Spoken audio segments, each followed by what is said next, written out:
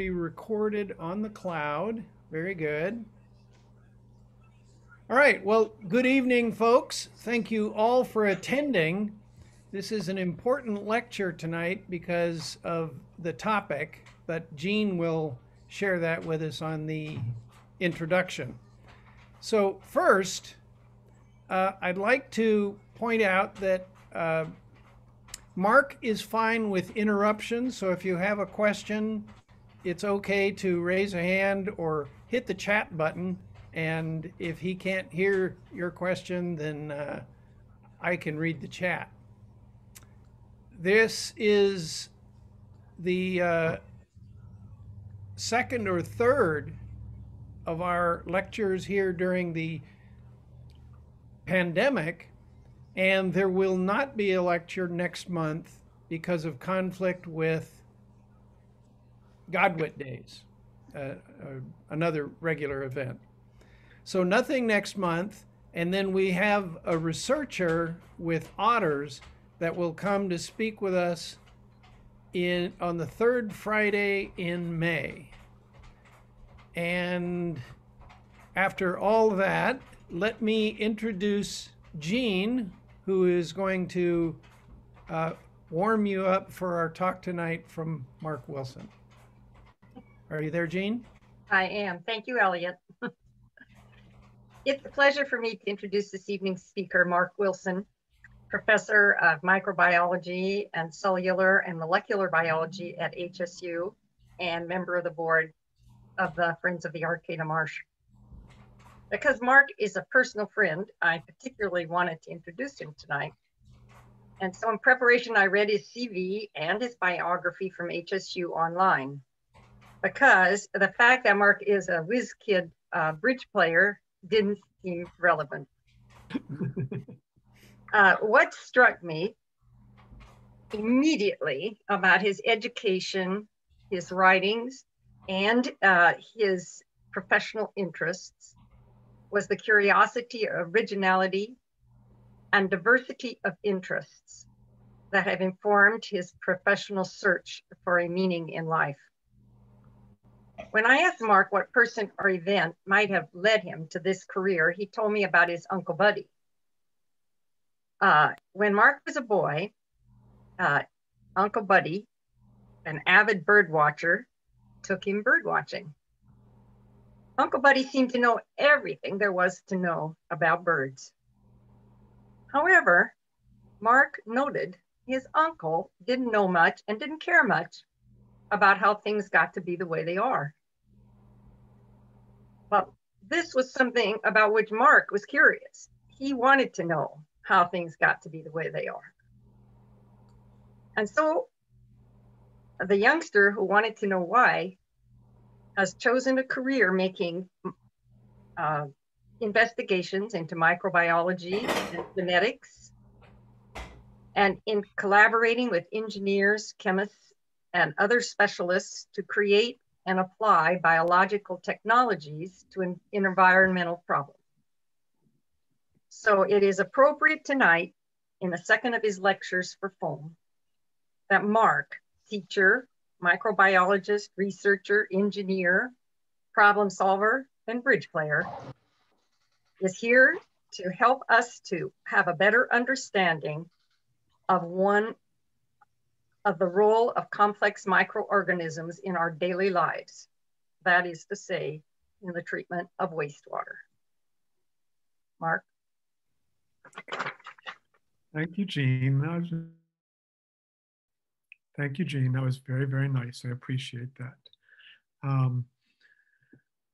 I guess I'm not used to that kind of introduction. I'm not used to being introduced by a friend, and that's nice. So for me, there was, I've thought about what that event was, and the event wasn't necessarily a single event. Certainly my Uncle Buddy got me really interested in nature, and we would have discussions about things where he would say stuff like, why would you be interested in anything except nature? And we would try to come up with some reason why stuff other than nature was interesting too. And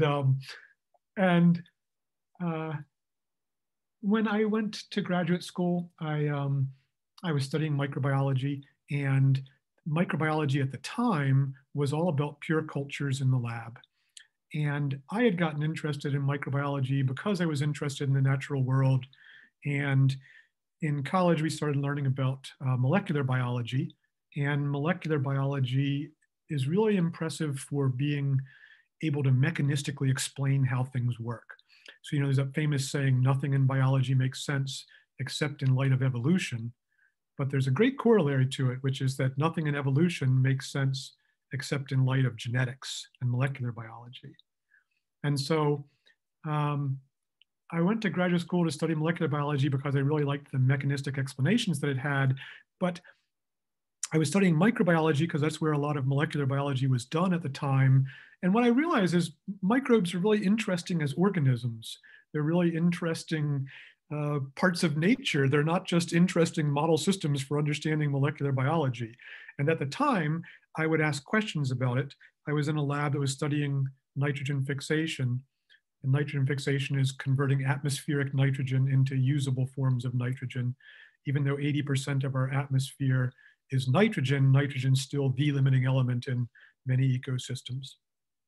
So I would ask questions about, how important is this organism, or how important is natural nitrogen fixation relative to industrial nitrogen fixation, and things like this.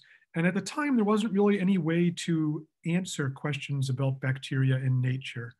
And I got very lucky in that I found an advisor who had come to microbiology by way of geology. And together we sort of dove into this field, which has grown up all around me during my career. And it's been really fun to see how far we've been able to get with it. But in any case, tonight what I'm going to talk about is the microbiology of wastewater treatment at the marsh. And it's, it's fascinating from a microbial ecology perspective. I spend lots of time growing bacteria, and I grow them in flasks and in plates and sometimes in small bioreactors. And I've been lucky to work with engineers and do some pilot project stuff where we grow maybe hundreds of liters or thousands of liters or something like that. But wastewater treatment plants are growing, they're doing millions of gallons of bacterial growth. And so it's a really fun system from a perspective of a microbiologist. And so what I was going to do was talk about what we're trying to do in wastewater treatment, what a wastewater treatment plant in general is trying to do, and then sort of go through the marsh and what's happening at each of the different steps in the marsh. And I'm assuming that you are not microbiologists, but that you are interested in nature. You're birders and botanists, and so that's the perspective that I'm coming at it from. Okay, so let's see how it goes. So here we go.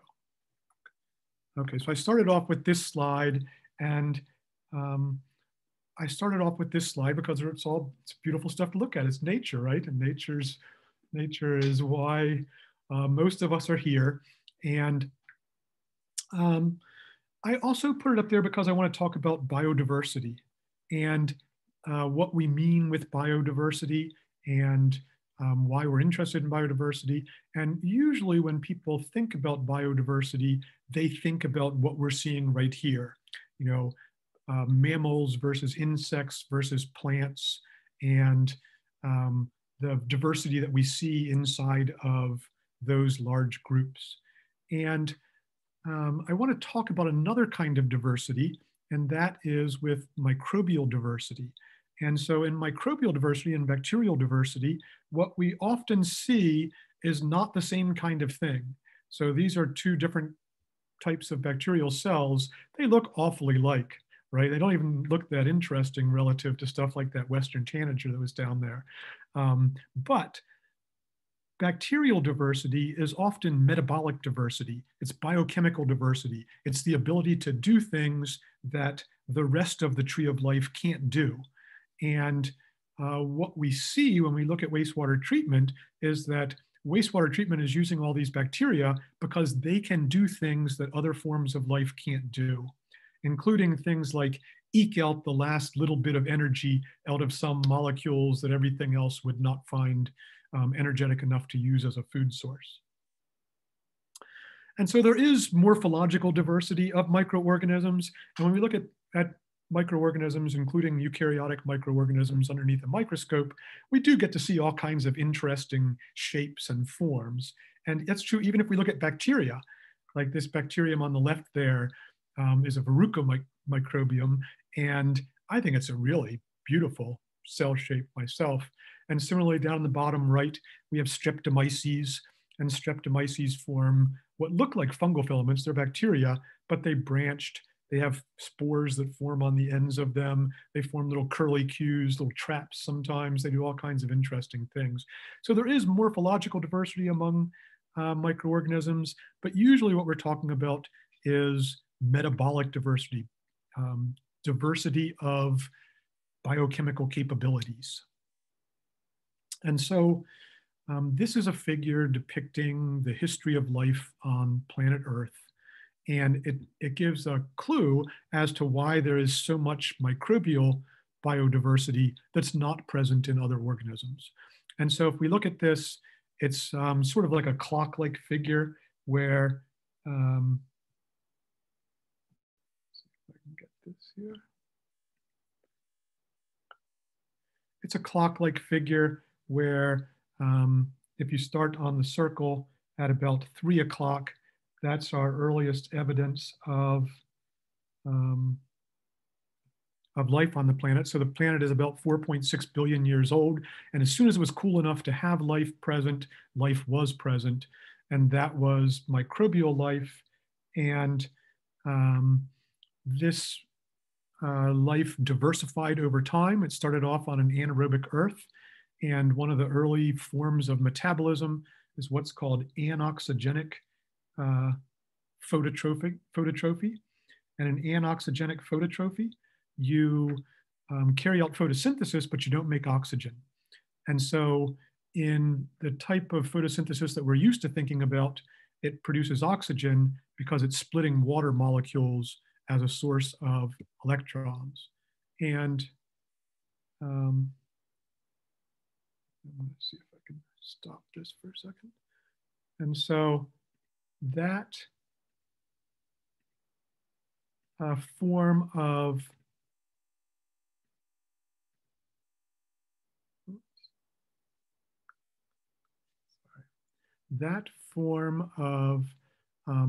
photosynthesis, anoxygenic photosynthesis, splits hydrogen sulfide instead of H2O, and as a result doesn't produce oxygen.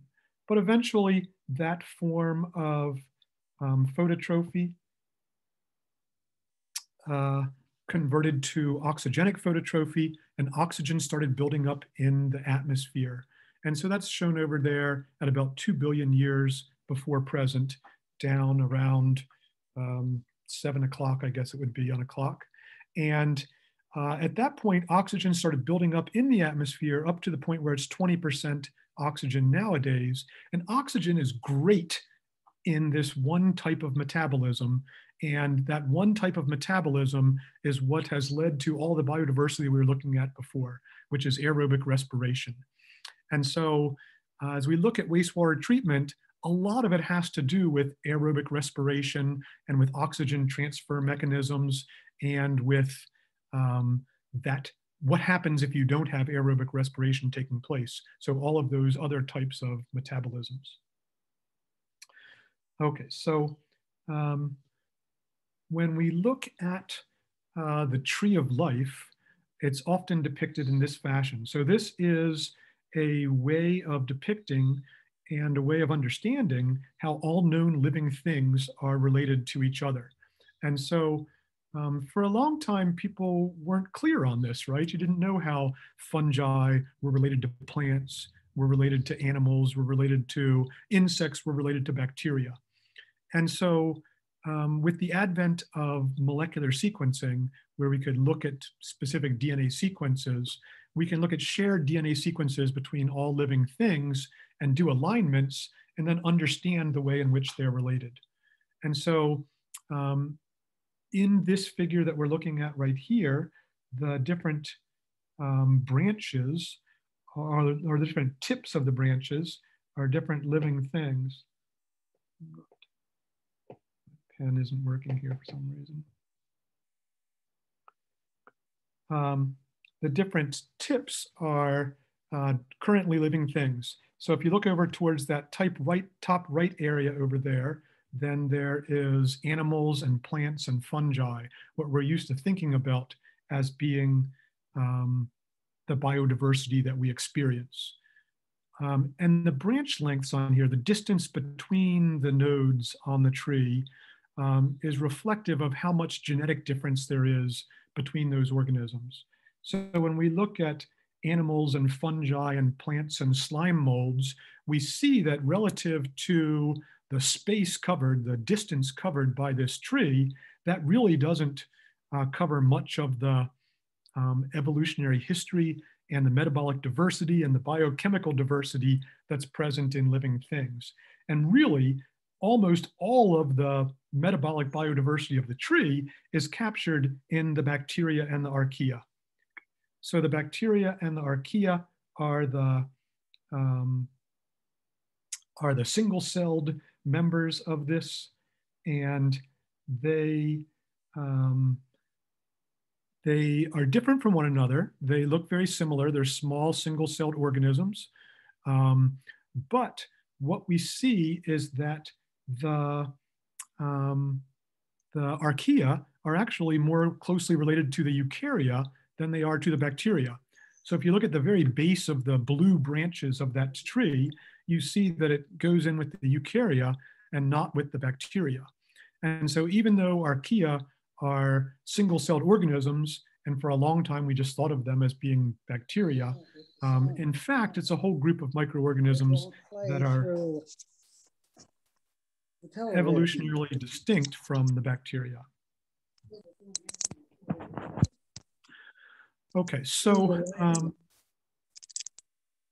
when we look at wastewater treatment, we are going to use a lot of bacteria and archaea specifically because they have these metabolisms which are not present in other areas of the tree of life. Okay, so when we talk about the goals of wastewater treatment, we often talk about there being 3 goals, and the 3 goals are to reduce solids, to reduce nutrients, and to reduce pathogens. And when we look at the discharge limits for the Arcata marsh, so these are the ways in which the Arcata marsh are regulated in terms of what their output can be. So this is what they need to achieve. What we see are that they're all based on reducing solids, reducing nutrients, and reducing pathogens.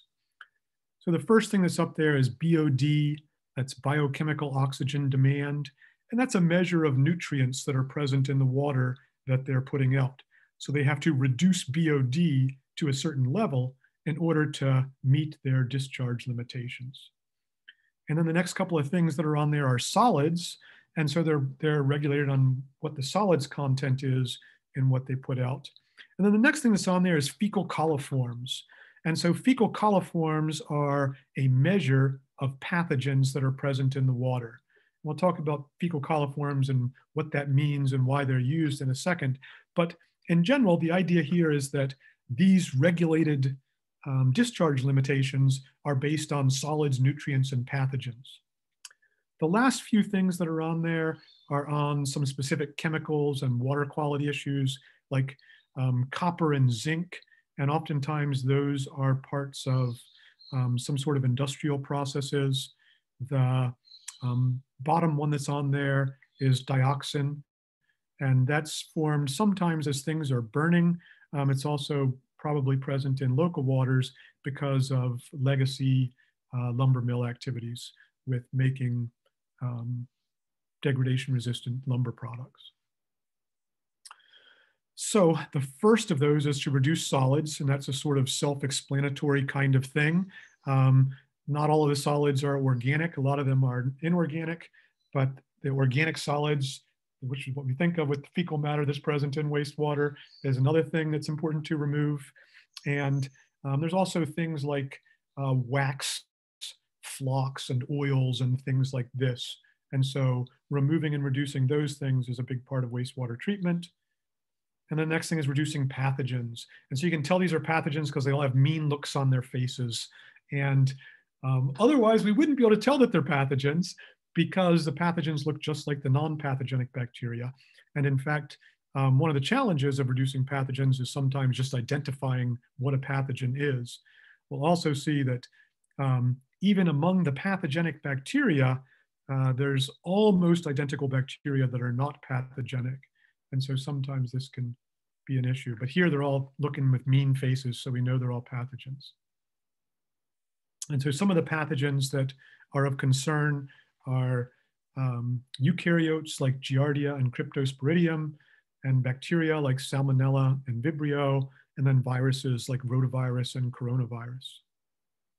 And so because there's different kinds of pathogens, different kinds of processes are used to reduce the pathogen concentration in the water before discharging it. And different kinds of processes are effective for one type of pathogen, but not for another.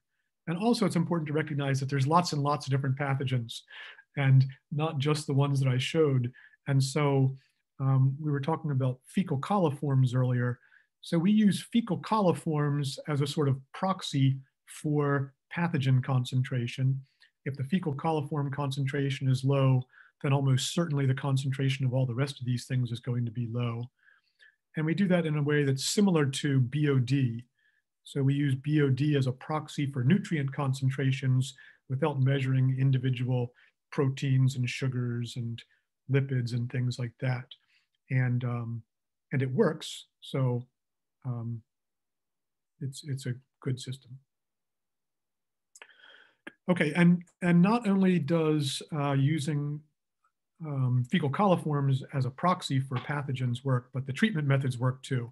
And we can tell this because when people start using treatment methods, the incidence of waterborne illness goes down. And so this is for typhoid. It's caused by a bacterium, Salmonella typhus. And what we see is that the caseload before wastewater treatment was instituted was relatively high. And then when filtration started to be used to filter out wastewater, and lots of times this is crude, this is going through a sand pile or something like that, but it's still effective at removing particles. And so filtration lowered the incidence of typhoid, and then chlorination brought it down much, much lower. Chlorination is a disinfectant approach which kills lots and lots of different things. Okay, so as a sort of example pathogen, I wanted to talk a little bit about Vibrio cholera because we can learn a lot about all the other pathogens by sort of looking at this one for a little bit. So Vibrio is a bacterium, and Vibrio is present in a lot of different places, and lots of Vibrio are non-pathogenic, but some Vibrio cholera are pathogenic. And so Vibrio means a curved motile rod. And what we can see is that this rod on the bottom left here is, it has this curve, and then it has this long, thin flagellum that's coming out of it. And then over on the bottom right is a stuffed Vibrio cholera.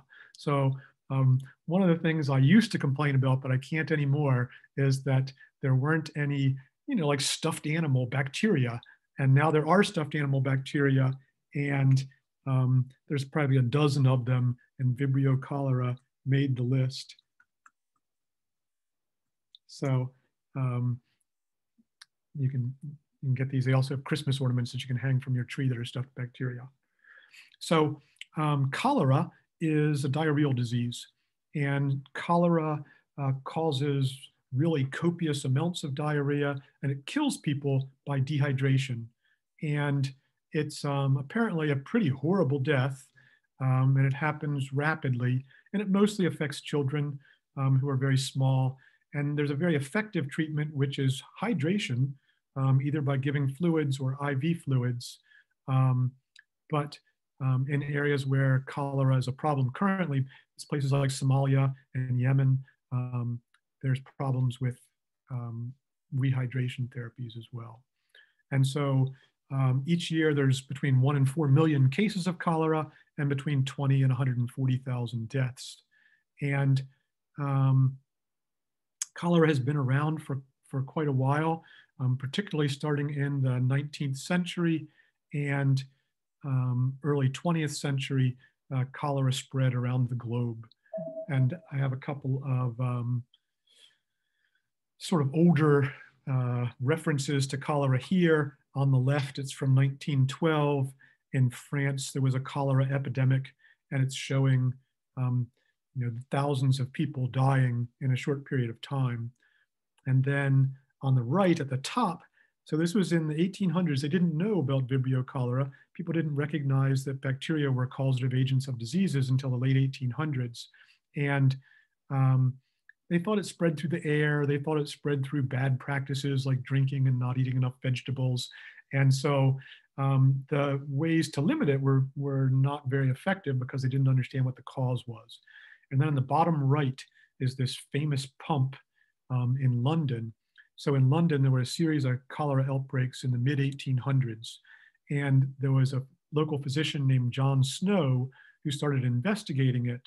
And he used epidemiology approaches for the first time. So he took a map of London and he noted where the pumps were on it, and then he noted where the deaths occurred. And this pump was in the middle of a region where more than 1,000 deaths had occurred independently in these different cholera outbreaks. And he started interviewing people, and there was a brewery that was there, and none of the people in the brewery had been affected by cholera, but they had their own water source. And he suspected it was the water, and he sort of famously removed the handle from the pump so that nobody could use it. And then the cholera epidemic started subsiding immediately. And it turned out that the first case of cholera in the area had been an infant who had died from cholera, and the mother had sort of dumped stuff into a well casing outside of the house, a cesspool outside of the house, and that cesspool leaked and the well casing leaked. And so it had gotten from there into the pump water. So cholera as a bacterium, the way it causes the acute diarrhea is it has a variety of things that we call virulence factors. And virulence factors are capabilities or proteins or metabolic pathways that a bacterium has that make it pathogenic. And so when we look at different pathogenic bacteria, we often see the same kinds of virulence factors. And so here, there is this pilus, this little hair-like structure that sticks out of the side of the bacteria that can interact in a specific way with receptors on human cells and bind to those cells. And then once it binds to those human cells, it can grow and divide, and you can get up to where there's 10 million Vibrio cholera per milliliter on the outside of your small inside of your small intestine, outside relative to the cells. And so then those cells, in order to get down, the bacterial cells, in order to get down to the human cells, they use the flagellum that they have to sort of swim through the mucus layer. And then once they're there, they make this toxic protein called enterotoxin, and it enters the cells and it disturbs the ion balance, and that causes all the water to come rushing out of the cells and into the lumen.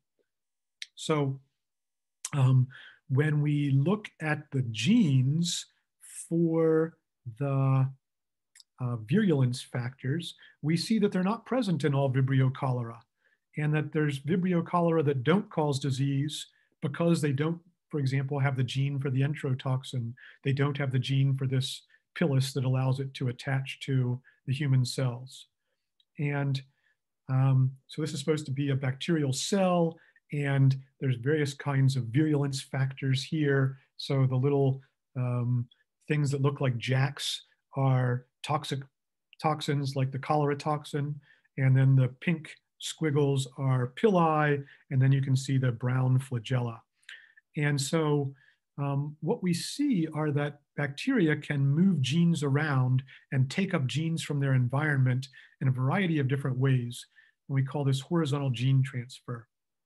So horizontal gene transfer is how bacteria adapt and get new capabilities, and it's a way that it really allows for new capabilities, new traits to spread rapidly. So bacteria are asexual, but they're not clonal. So if you're clonal, then daughter cells look exactly like mother cells and granddaughter cells look exactly like grandmother cells. But because bacteria can take up genes sometimes from naked DNA from their environment, like bacterial cells that have been sloppily grazed on by protozoa and release their DNA, sometimes viruses will take up DNA from hosts and then move it over to new hosts. And all of these things play a role in Vibrio cholera pathogenicity, but also the pathogenicity of all kinds of other organisms. And so the last time we were talking about how we know how extraordinary and how significant horizontal gene transfer is, and we looked at this figure here. And so this is a figure which is comparing the whole genome sequences of 3 different bacteria. And in this case, they're E. coli. And one of the E. coli strains is called K12, and that's the one that we use in the laboratory, and it's not pathogenic. So it doesn't cause diarrheal diseases. And then the other 2 on here, 536 and 073, are E. coli that are pathogenic. And so what this figure is trying to show is if all 3 of those strains were identical to each other, then there would just be a solid green circle. Because the green circle is genome sequences that are common to all 3 of the strains. The places where there's red bars are places where just the pathogens have genes in those areas. So you can see that if you look at the green bars, it's empty there. Those genes are not present in K12. The pathogens have bigger genomes and they have extra genes, like 10% of the genome that's not even present in the non-pathogenic strain. And there's other regions which are common to the 536 pathogen, but not the 073 pathogen. So the point is this. The point is that these genomes have had dozens of events where they took up DNA from outside of the genome and added it into the genome, and they're able to express the genes that are present on that DNA. So if you look down at the bottom right, for example, there's a bunch of really big regions that are present in red there. Those are places where the pathogenic strains took up DNA from something and are now able to express those genes. And so when we look at pathogenic strains, what we see is that they've taken up the genes for virulence factors. They've taken up the genes that allow for attachment to human cells. They've taken up genes that allow them to produce toxins. They've taken up cells that allow them to do other things. And when they've taken up these genes, they've done it in a bunch of different ways. So on the left-hand side there, there's a label that says pathogenicity island. So inside of the bacterial cell, there's 2 DNA molecules showed by those green circles. And one of them, the bottom left one, has these pink regions in it. And so those are called pathogenicity islands. And what we see when we look at genomes of pathogens is that, sure enough, they'll have, sometimes a couple, but sometimes dozens of genes all in a row that they seem to have acquired relatively recently through horizontal gene transfer. And then on the top right is a plasmid. So a plasmid is a piece of DNA which isn't essential for growth of the bacterium, but can contain hundreds or many hundreds of genes. And plasmids can move around from host to host, even across pretty big taxonomic barriers sometimes. And those plasmids can have virulence factors encoded on them. And those plasmids can have genes for antibiotic resistance on them, or for other kinds of resistance, making polysaccharide coats that help to evade the immune system or something like that. And then on the bottom right there, interestingly enough, there are viruses that infect the bacteria, and sometimes those viruses carry along the genes for virulence factors. For example, with Vibrio cholera, the cholera toxin itself, the protein that causes the diarrhea, and it's the main problem with Vibrio cholera, that protein is actually encoded on a viral genome. And so when the virus infects the Vibrio cholera, the non-pathogenic strains, they become pathogenic. Okay, so we said 3 goals: reduce solids, reduce pathogens, reduce nutrients. So let's talk about reducing nutrients a little bit.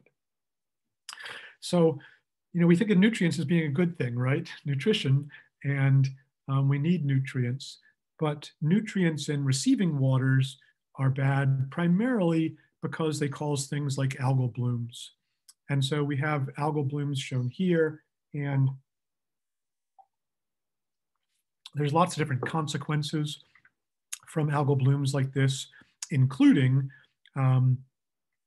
once bacteria start degrading all that biomass, or once zooplankton start degrading all the algae and releasing fecal pellets, and the bacteria start degrading the fecal pellets, then pretty soon oxygen concentrations go very, very low in these waters.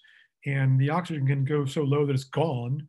And because fish and crustaceans and invertebrates and all of these other life forms require oxygen so they can carry out aerobic respiration, because that's really all they have for metabolism. Once the oxygen concentration goes down, they either leave or they die. And so reducing nutrients is really important in wastewater treatment so that the oxygen concentrations can be maintained at a high level in the receiving waters, which allows for healthy ecosystem functions because things can carry out aerobic respiration. So this is a graph, and on the bottom axis there is distance, and it's showing distance downstream, and it's downstream of a nutrient-rich, something like a wastewater input into a river or a creek. And then on the other axis, we have cell number or nutrients. So going from low at the bottom to high at the top. And there's different colored lines which are showing different features. So let's look at the blue line first. And the blue line is showing oxygen concentrations. And so the nutrient input here is not at the extreme left. It's in a little ways. It's shown by that arrow where next to the input thing. And what you can see is as soon as you put in the nutrient-rich waters, the oxygen concentration starts going down pretty rapidly. And as the oxygen concentration goes down, things like bacteria and organic carbon, mostly from the input, go up, and then BOD. So all of those things are change in concert with each other. The amount of organic carbon and the BOD all change in concert with each other. And then individual, nutrients like ammonia and nitrate and phosphorus also go up. Those allow algae and cyanobacteria to grow. That's the green line. And so then we see that starting to increase as you go downstream. And then as they die out and get diluted, oxygen concentrations start coming back up again. Okay, so generally the problem with nutrients has to do with oxygen. And there's a variety of different things that happen. Initially, when algae grow, they produce oxygen. But once they die, you often get big mats of biological material that sink to the bottom of a water, and then bacteria start degrading it and use up all the oxygen.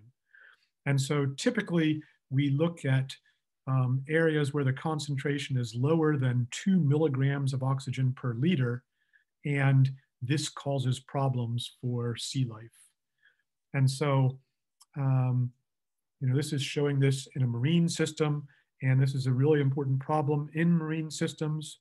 So this figure right here is a map of the land masses on our planet. And the blue areas and the red areas are areas where oxygen concentrations go below 2 milligrams per liter. And it's largely because of nutrient inputs. So agricultural nutrient inputs that go into rivers that then get discharged into bays There's an area of the Gulf of Mexico which goes anoxic each year. And then areas sometimes where there's other kinds of inputs like septic systems that are leaking or industrial wastes. And this is getting to be a worse problem with global warming because warmer waters hold less, lower concentrations of gases. Right? We put beer in the fridge because that increases the solubility of the CO2, so it makes it fizzier. And warm waters, we usually think of warm things as increasing solubility. For sugar, that works, but not for gases. So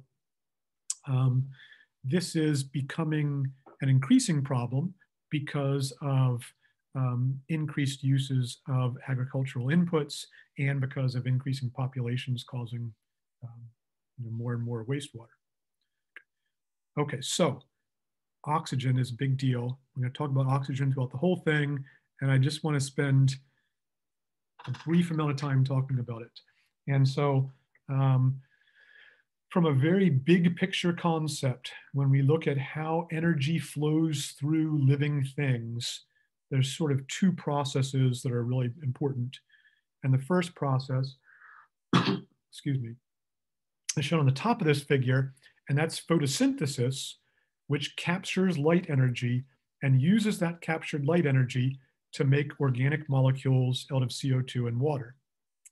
And so photosynthesis, as carried out by plants and cyanobacteria, is carried out in chloroplasts. And these chloroplasts capture the sunlight energy and convert it to chemical energy in organic molecules. And then the second side of that is using the energy which was captured in photosynthesis, and that's done by aerobic respiration largely. And in aerobic respiration, we use oxygen and organic molecules. We convert the energy that's present into them into this molecule called ATP, and then ATP is used all through the cell wherever we want to do work. Like we want to transport something across a membrane, or we want to make two chemicals react with each other, or we want to get rid of salts or something like that. We can use ATP as an energy source to drive energy requiring reactions. So making ATP is a big deal. If you can't make ATP, you die. In order to make ATP, we need oxygen. And we use oxygen in our mitochondria to make ATP.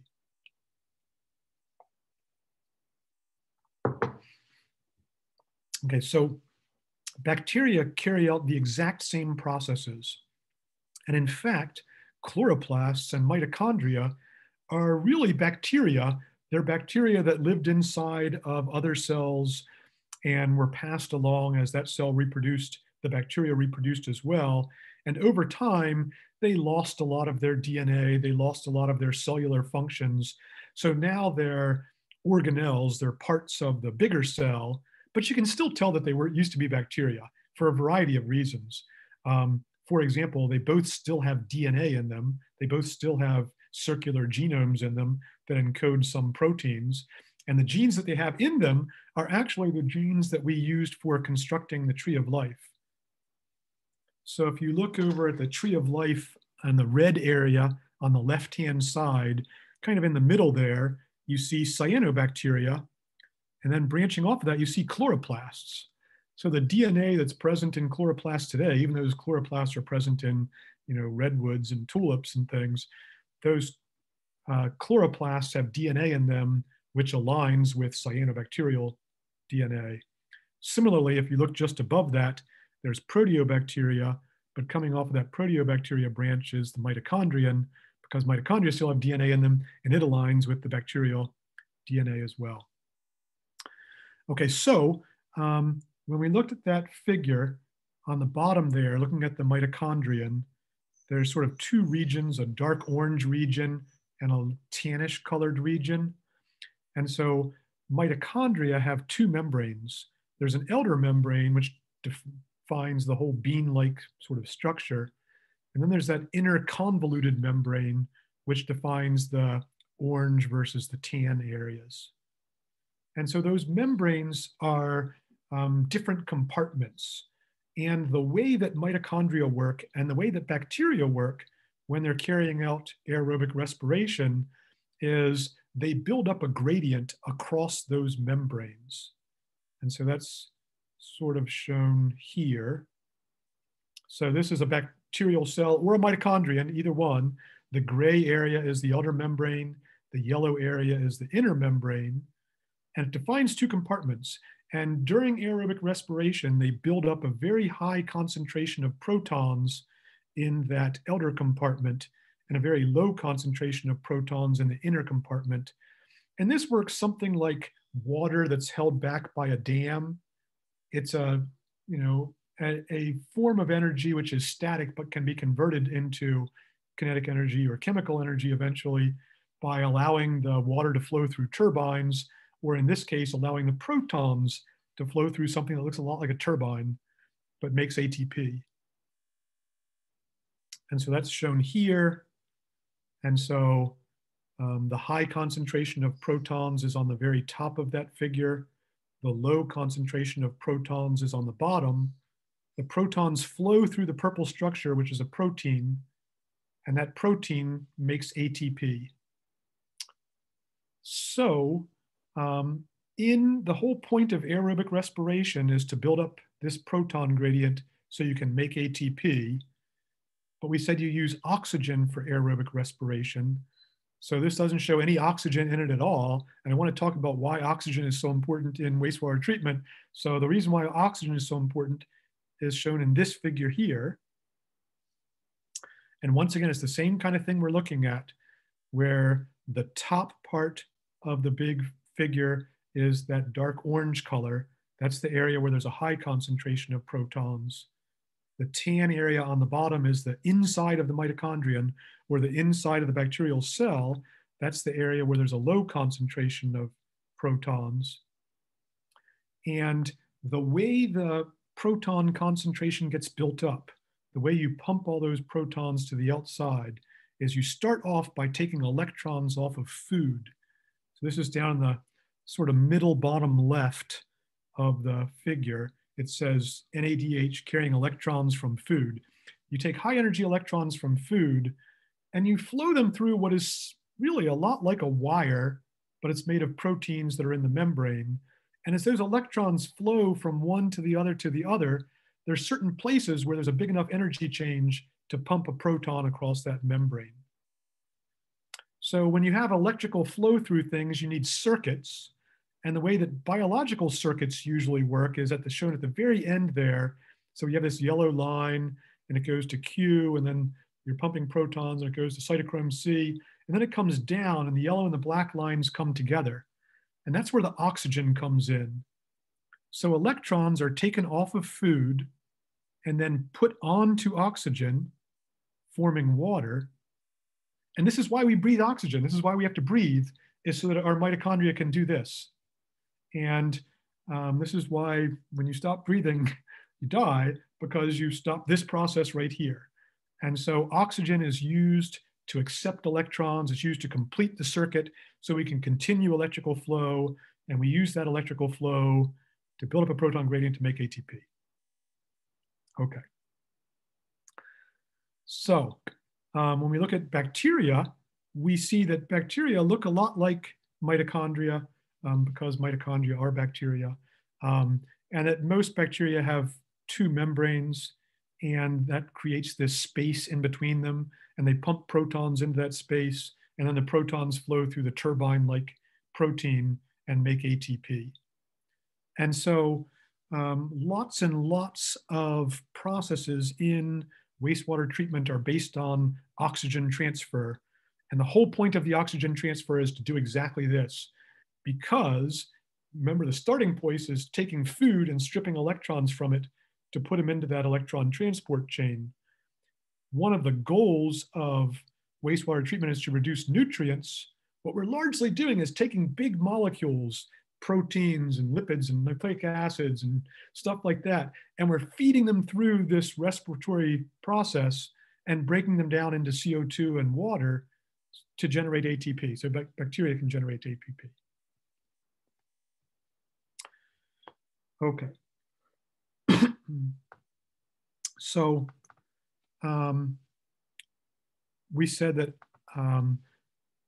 this is a graph showing what happens with nutrient-rich inputs, and the red line on here is showing bacteria, organic carbon, and BOD. And we said that BOD was one of the discharges that the Arcata marshes regulated on what concentration of BOD they have in their effluent water. And so let's talk about BOD just for a second. So BOD is called biochemical oxygen demand, and it is how much oxygen it takes to break down all of the material using aerobic respiration that's present in a water source. So the more sugar you put in there, the more proteins you put in there, the more oxygen it takes to break it all down. This is a very sort of reasonable way to judge nutrient concentrations, because ultimately you're worried about the receiving waters, and BOD directly relates nutrient concentrations to what's going to happen in the receiving waters. The higher the BOD, the lower the oxygen concentration is going to go in receiving waters. The lower the BOD, the less problems there's going to be in receiving waters. So it's a good way to sort of synthesize all the different possible nutrients into one relatively easy thing to test for. Okay. So we said the goals of wastewater treatment are to reduce solids, reduce nutrients, and reduce pathogens. And when we look at wastewater, we often talk about different processes, and you can talk about them as physical processes or biological processes. We can also talk about them as primary, secondary, tertiary, and quaternary. And primary treatment is removing solids. So it's physical treatment. It's often involves, putting things through screens, that kind of thing, to get solids out of there. And then we use biological processes oftentimes to treat those. But primary treatment is a physical process to remove solids. And then secondary treatment is a combination of a bunch of different kinds of things, but largely you try to grow bacteria. And by growing bacteria, you reduce the BOD, you turn high energy molecules into low energy molecules, so that, and then you precipitate out a lot of those low energy molecules so that the effluent waters aren't affected. And then tertiary and quaternary, not all systems use those. Lots of places just do primary and secondary treatment. Tertiary treatment is specifically targeting things like nitrogen and phosphorus, because those can stimulate algal blooms. And then quaternary treatment is targeted at removing really low concentrations of things, and most systems don't use quaternary treatment. If we look at a typical wastewater treatment system, it consists of primary treatment and secondary treatment, and it looks something like what we're seeing here. So the wastewater is coming in up at the top left, and there's screening and precipitation approaches that you use to get solids out of there. And then those solids are often digested anaerobically. We'll talk about that in a second. And then the water goes through aerobic oxidation, and there's a variety of different ways that that works. And then it's disinfected and then discharged. So when we look at the Arcata Marsh, we see exactly this type of system, and that's shown here. And so the water comes in the blue part. The blue part is primary treatment.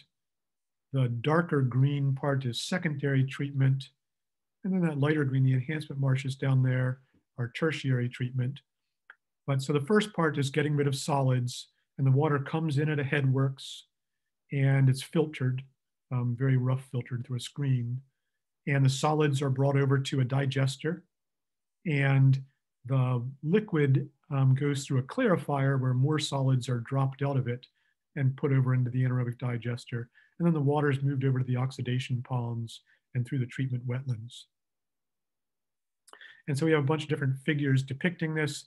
This is a sort of aerial view. This is from the Friends of the Arcata Marsh site. And the process starts in the middle there where the headworks and clarifiers are. And so the water comes in there, it goes through primary treatment, and then it moves over to the oxidation ponds at the bottom of the figure. And it goes through those oxidation ponds, things settle out, and there's lots of bacterial activity there. Oxidation, it's aerobic oxidation like we were just talking about with respiration.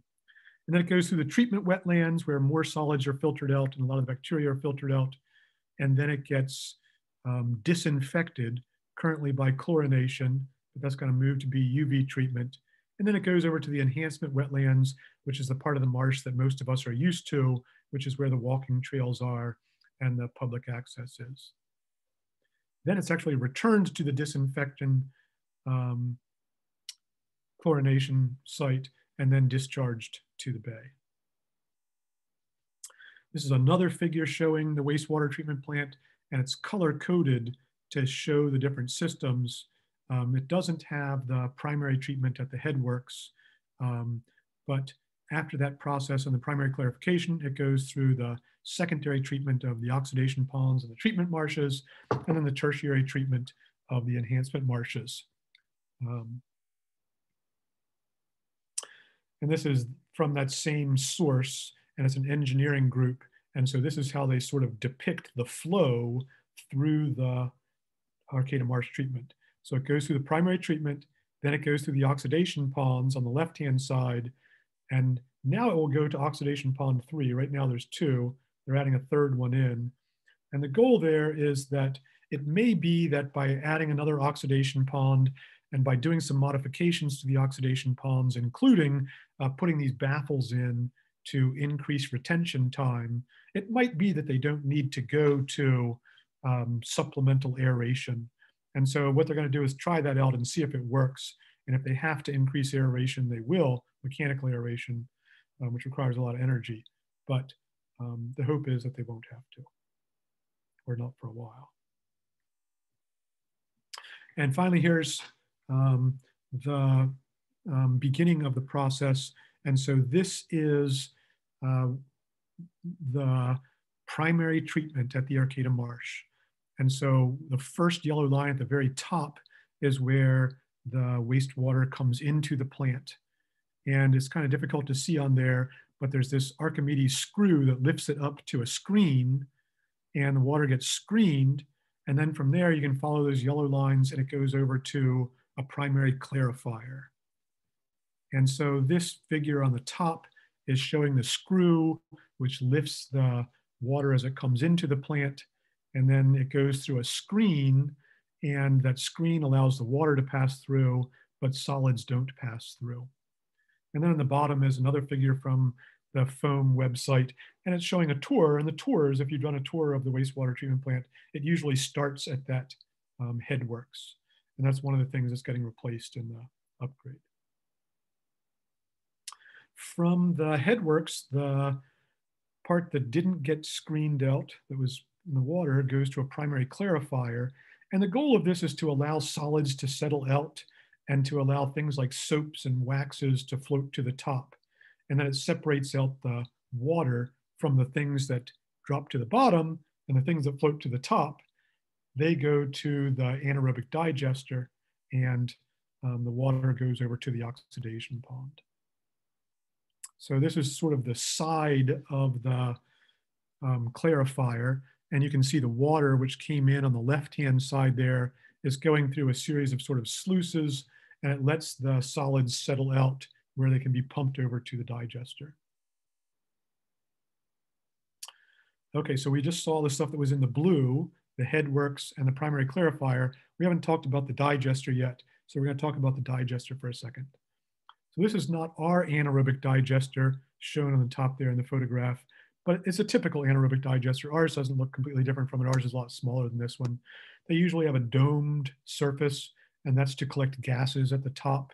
And you can see there's a sort of discharge pipe there, or a vent where gases can be released. On the bottom left is a figure showing what's happening. So this is anaerobic, and it's anaerobic because the nutrient concentrations are so high in there that aerobic respiration is going to be overwhelmed very quickly. There's no way to transfer enough oxygen into that system to allow for aerobic respiration to work. But interestingly enough, anaerobic respiration, well, anaerobic processes are really, really powerful, and they can convert huge masses of things into other things. For example, we do fermentations where we convert lots and lots of sugar into alcohol and CO2. And we do other kinds of fermentations, and they're really good at very rapidly converting a large amount of high energy material into a lower energy material. And when we look at these anaerobic processes, there's a variety of things going on. There's anaerobic respiration, which is just like we looked at before. You use electron flow to build up a proton gradient, but in anaerobic respiration, you use something else besides oxygen to accept the electrons. Bacteria are great at this. They can use metals. They can make little proteins that put the electrons onto, onto inorganic materials that are present in the environment. They can add them to nitrogen compounds and sulfur compounds. They can do respiration of a wide variety of ways. They can also ferment, which is fundamentally different. It doesn't use proton gradients at all. And they can also carry out these processes like methanogenesis. And so methanogenesis, like it sounds, makes methane. And methanogenesis, interestingly, is carried out by archaea, not by bacteria. So methanogenesis is an important process in these anaerobic digesters. And ultimately, lots of gas is given off as methane. And sometimes this is just burnt to turn it into CO2, which is less of a greenhouse gas. But lots of times that methane is used to heat up the sludge or to heat up other places in the sewage treatment plant or something like that. Okay, so from the clarifier, it goes to the oxidation ponds, and the oxidation ponds are on the bottom here. And the goal here is to have lots of aerobic respiration. And so this is where bacteria will take high energy molecules, strip electrons from them, and use them for energy.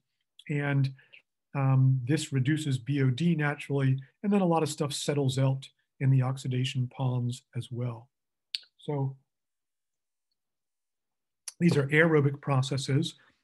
And in places where you don't have a bunch of area, where you're not using things like the Arcata Marsh system, they spend a lot of time and energy getting oxygen onto things.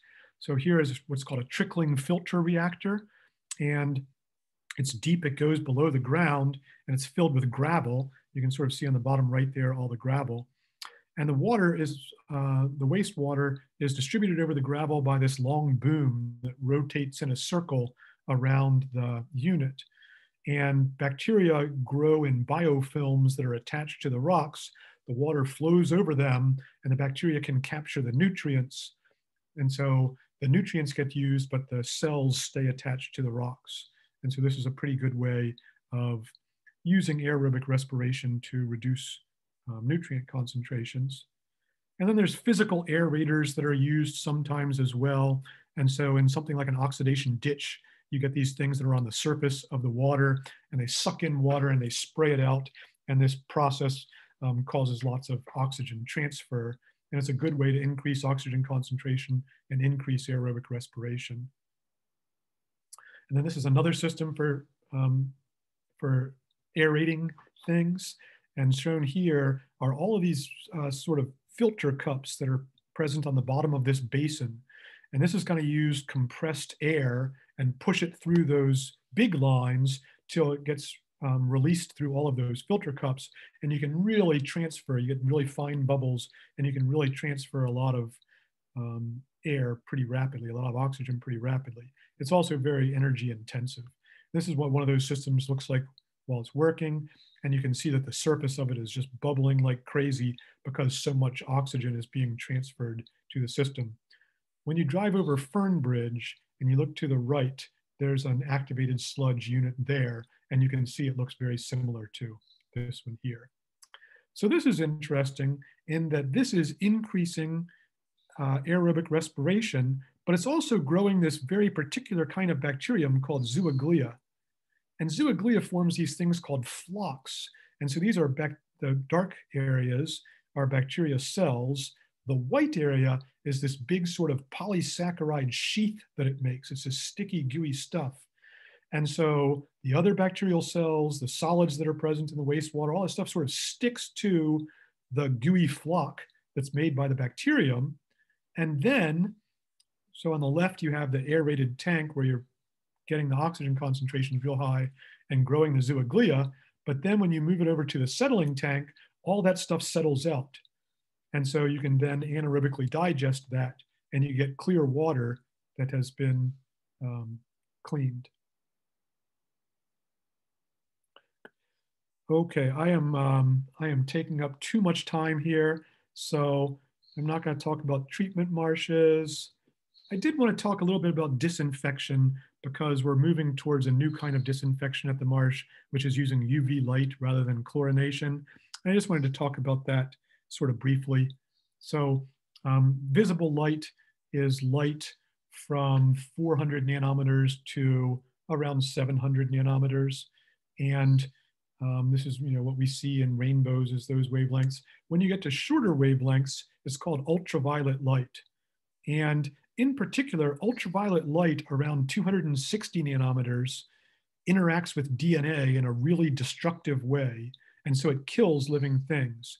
And this is why we use sunscreens, is because it interacts with our DNA in the same kind of way, and why we make melanin.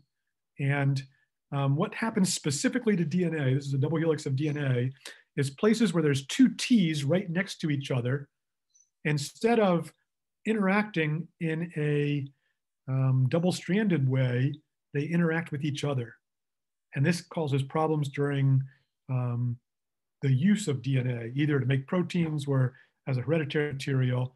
And so this is what UV light does, is it causes these T's that are right next to each other to covalently bond together, and it destroys the ability of that DNA to function. So it kills everything. It kills Giardia, it kills Cryptosporidium, it kills coronavirus, it kills Vibrio, it kills all of the different kinds of things that we've talked about. And so there's different kinds of systems for it, but usually there's a pipe, like shown down here on the bottom, and in the middle of the pipe is a UV light. And you can start to see some of the shortcomings of the process. The lamp actually has to be covered with this quartz, which is a really expensive material, this quartz coat, because quartz doesn't absorb the UV light. Something like glass does absorb UV light. And so that can get gunked up, which can reduce UV transmission. The quartz is expensive, the lights are expensive. There's a lot of energy that's used in this process. So the sort of downsides are those things, energy and costs. The upside is that unlike chlorine, there aren't any side reactions. You don't have all of these chlorination events, and you don't have to store chlorine, which is toxic, and you don't have to worry about chlorine releases and things like that. So although it's energetic and expensive, it is much less toxic than something like chlorination is. Okay, and then I guess I should stop there. So why don't I stop there? Because I've already gone too long. Okay. I apologize for going too long. Do people have questions? I don't think you went too long, and I love those pictures that you found. I want to use those when I give tours here at the marsh.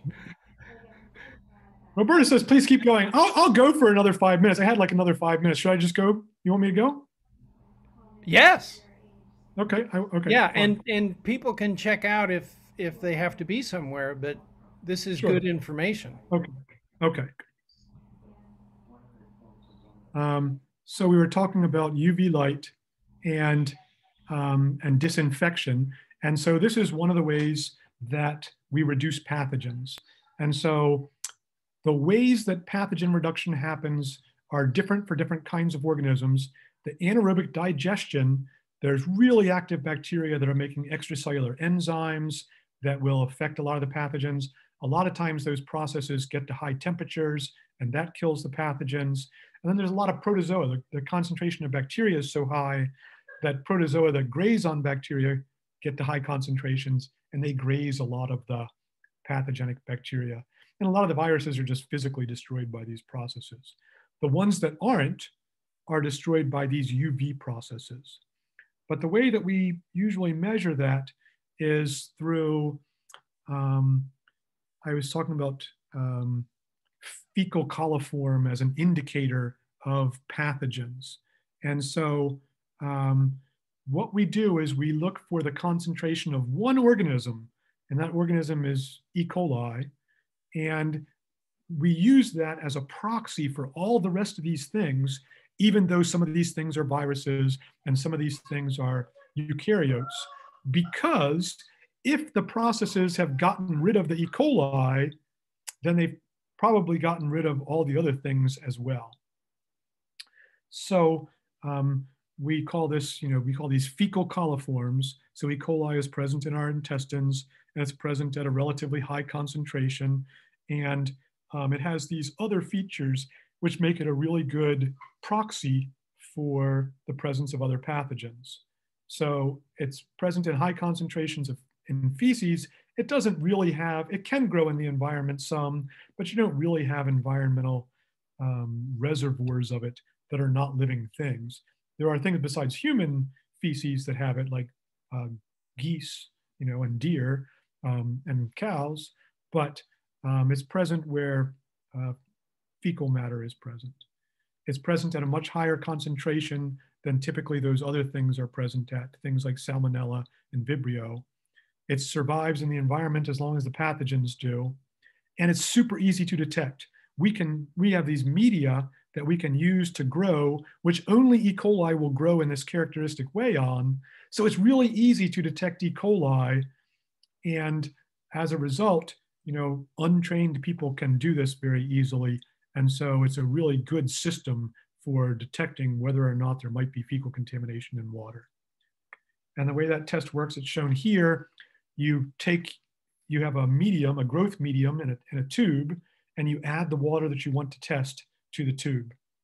And the tube has this lactose broth in it, and then it has a little bit of mineral oil on the top of it so that oxygen doesn't transfer across. That causes it to go anaerobic. There's a pH indicator there, which is yellow under acidic conditions and red under non-acidic conditions. An uninoculated tube is bright pinky red and neutral pH. And then there's a little glass inverted tube inside of the tube that's shown in tube 1 there at the bottom with the arrow pointing to it. And so if the organism releases gas while they are growing, that little inverted tube will capture it. So of all those pathogens that we were looking at, and of most of the bacteria that are present in waters, only E. coli ferments lactose with acid end products, turning it yellow, and gas, causing the tube to fill with gas. There are some things which will be able to grow, like in tube 2, and make acidic products, but they don't make gas. Then there's other things that might be able to grow, but they don't turn it yellow. And so it's very easy to take a tube, you add test water to it, and you say, did it turn yellow and was there gas in the tube? Because if so, you suspect that there's E. coli present in the water. And when we do this, we usually use this statistical approach where we take 15 tubes, and into 5 of them, we put 10 mils of the water that we want to test. Into 5 of them, we put 1 mil of the water we want to test.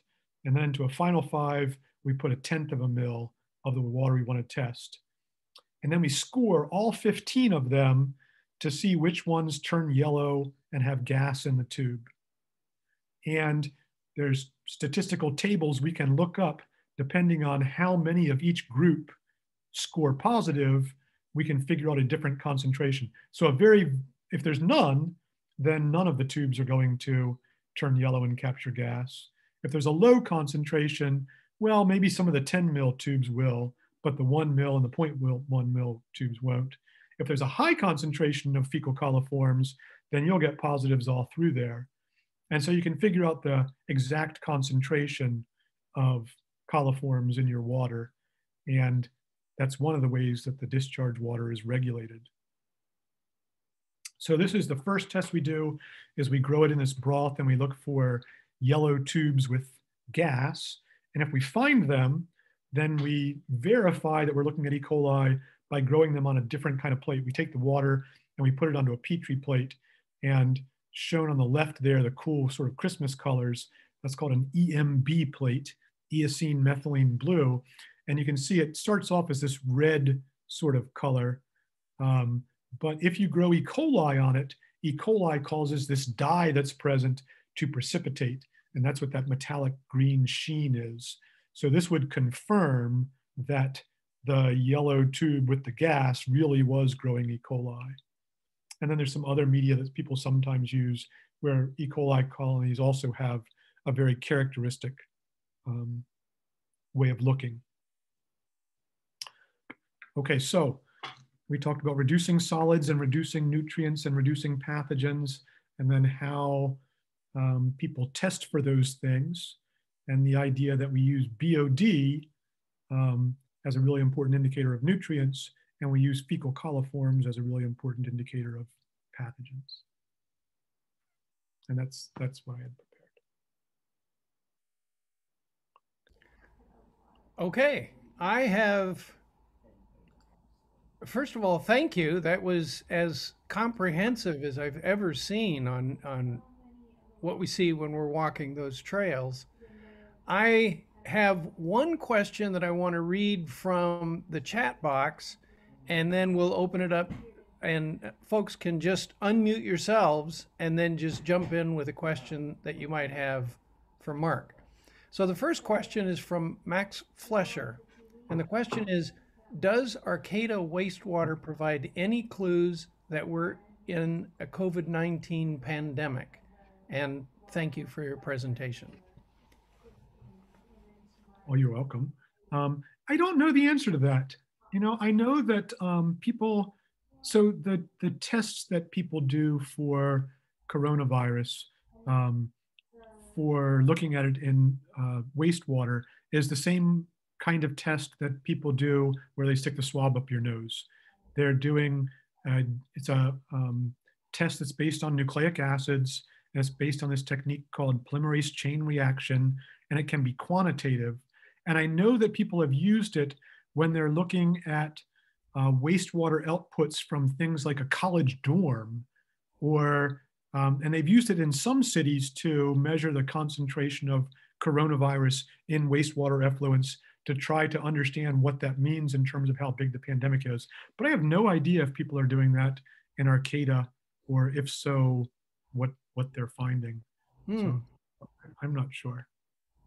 Interesting.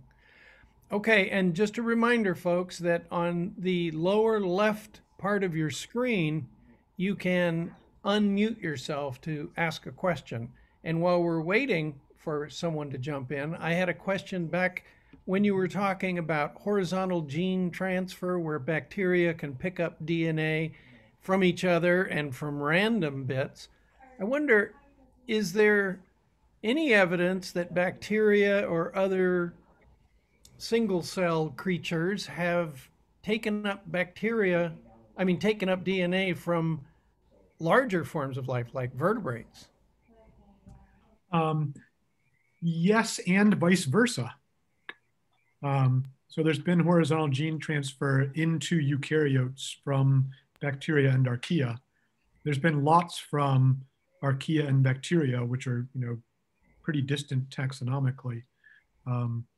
So there has been transfer across pretty wide ranges. And there's transfers from eukaryote to eukaryote sometimes too. There's, yeah, it's a fascinating process, you know, like the whole tree of life assumes that you get branches and then more branches. It's not called a net of life. Those branches don't then reconnect, right, and switch around. But really, when you think about horizontal gene transfer, that's what's happening. Is it's more like a net-like effect than a tree-like effect. Pretty wild. Oh, we have a chat box question from Patty Rose. Has there been any research on the effects of pharmaceuticals in wastewater and in the environment? There has, and I don't know a lot about this either. I'm sorry, but there has, and so this is an area that's part of quaternary treatment. Sometimes in some wastewater streams, they have to work to, like, for example, if you're doing production for a pharmaceutical company, they have to work to eliminate specific pharmaceutical products. And there's been research that's done looking at things like hormones, both from hormone treatment and from birth control. There are antibiotics that persist and get excreted out and then can increase antibiotic resistant bacteria. There are things like increasing amounts of antidepressants that are being used. And so people are studying how they persist through wastewater treatment processes. And so they're there, and it's clear that people can detect them. The question is, what are the environmental and human effects of those things? And that's the part that I'm unclear on. All of these processes would work on a variety of different kinds of compounds, but I just don't know what the research says about how high the concentrations really are and how much they persist into drinking water, which is the real concern. Well, the New York Times. Mark, I can. Go ahead. Sorry, I can contribute a little bit to that conversation. I can't talk about concentrations, but I do know that a lot of these pharmaceuticals, including some of the SSRI class of antidepressants, are estrogen mimics.